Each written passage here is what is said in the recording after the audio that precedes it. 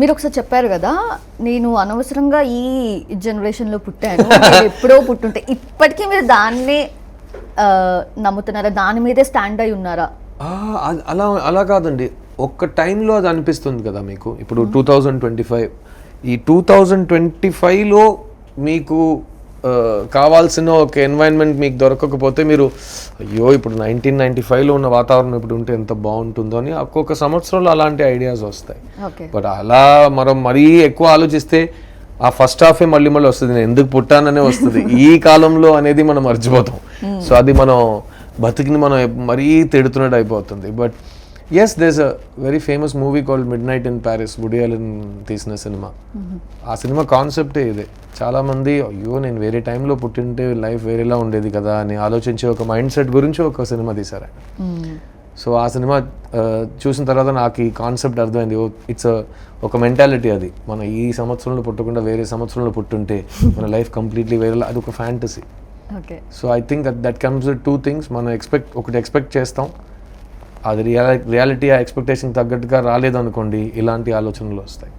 So ఇది నేను చెప్పిన టైంలో it was true for when I said it, because నాకు ఎలాంటి డైరెక్టర్స్, ఎలాంటి స్క్రిప్ట్ రైటర్స్ వాళ్ళని చూసి మనం దూరం నుంచి ఏకేల విడులాగా మనం ఒక స్టూడెంట్గా పెరిగాము. ఆ ఫిల్మ్ మేకర్స్, ఆ టైప్ ఆఫ్ ఫిల్మ్స్ అవి చాలా తక్కువ అయిపోయింది ఆ టైంలో, which was very painful for me. ఇప్పటికీ అలానే ఉన్నారు అంటే ఆ కైండ్ ఆఫ్ ఫిల్మ్ మేకర్స్ ని మీరు ఇంకా చూడలేకపోతున్నారా? కొత్త ఫిల్మ్ చాలా కష్టం అండి. It's become more and more tough. Okay, ఎందుకంటే ఒక సినిమా కథలు ఎక్కడి నుంచి వస్తాయి అనుకుంటున్నారు? మన రియల్ లైఫ్ ఓకే, తర్వాత నుంచి ఓకే, తర్వాత వేరే ఫిల్మ్ రెఫరెన్సెస్, అది కదా లాస్ట్ ఒక కేటగిరీ ఉంది. సో జనరల్గా ఎలా చెప్తామంటే సినిమా కథలు రియల్ లైఫ్ నుంచి వచ్చే సినిమాలు ఎప్పుడు లాంగ్ టైం మైండ్లో ఉండిపోతాయి. Like 3 BHK or any film that come, any great, we all grew up watching films like that కదా. ఇప్పుడు ఏం లేదు, మీరు పెళ్లి పుస్తకం సినిమా చూసారా? పెళ్లి పుస్తకం లాంటి ఒక simple husband and wife story అంతకుముందు మనం డ్రామాలో చూసేవాళ్ళం. అవే కథలు సినిమాకి వస్తే ఇంకా ఒక డైమెన్షన్ మనకు వచ్చింది. అది రియల్ లైఫ్లో అలాంటి స్టోరీస్లో ఇంట్రెస్ట్ ఉన్న రైటర్స్, లేకపోతే వాళ్ళ లైఫ్లో అలాంటి ఇన్సిడెంట్స్ని ఫేస్ చేసిన రైటర్స్, లేకపోతే వాళ్ళకి తెలిసిన వాళ్ళకి జరిగిన ఇన్సిడెంట్స్ ఇలాంటి విన్న రైటర్స్ అలాంటి క్రియేషన్స్ క్రియేట్ చేయగలిగారు. తర్వాత ఇట్ బికమ్స్ మనం ఇప్పుడు ఒక సినిమా ఆడుతుంది, అది ట్రెండ్ అవుతుంది, అలాంటి సినిమా ఇంకోటి చేయాలి అని వెంటనే ఒక ప్రయత్నం మొదలవుతుంది. అలా వచ్చే స్క్రిప్ట్స్ వేరే సినిమాని బేస్ చేసి రీహాష్ అయ్యే కథలు వస్తాయి. అది ఓవర్ 20-30 years అది అయినప్పుడు ఓవరాల్ ట్రెండ్ మారిపోతుంది. Every way of presenting films changes. So అప్పుడు మనం లోతున్న కథలు, రియల్ లైఫ్లో మనకి బాగా కనెక్ట్ అయ్యే కథలు చేయాలంటే దానికి గట్స్ ఉండాలి. సో మెయిన్గా అది క్రియేట్ చేసే సెన్సిటివ్ రైటర్స్ ఉండాలి.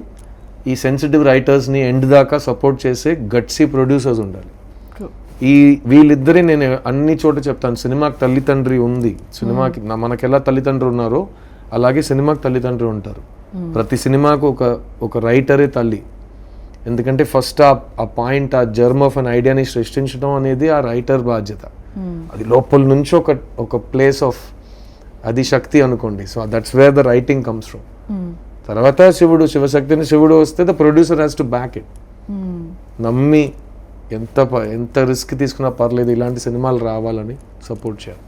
అది ఒక సినిమాలో ఇప్పుడు రీసెంట్గా నాకు చిన్న సినిమాలు జరిగింది. ఎందుకంటే అక్కడ ప్రొడ్యూసర్ నేను, రైటర్ అరుణ్ కుమార్. సో ఇద్దరు కలిసి ఒక సినిమా తీసాం.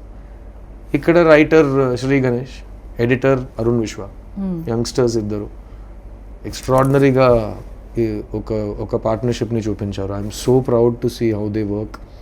అలాంటి టెక్నీషియన్స్ని చూస్తుంటే మళ్ళీ హోప్ వస్తుంది. 3 BHK సినిమా అదే కదా, హోప్ ఇచ్చే సినిమా అది. ఎన్నిసార్లు మీరు ఫెయిలియర్స్ని ఫేస్ చేసినా మీకు వేరే చాయిస్ లేదు, మీరు మళ్ళీ ప్రయత్నిస్తూనే ఉండాలి, శ్రమిస్తూనే ఉండాలి. మంచితనాన్ని మీద, స్వయం కృషి మీద నమ్మకం పెట్టి మీరు పనిచేస్తూనే ఉండాలి. అదే ఈ సినిమా బిలీఫ్, అండ్ అదే సినిమాకి కూడా it aptly fits cinema as well.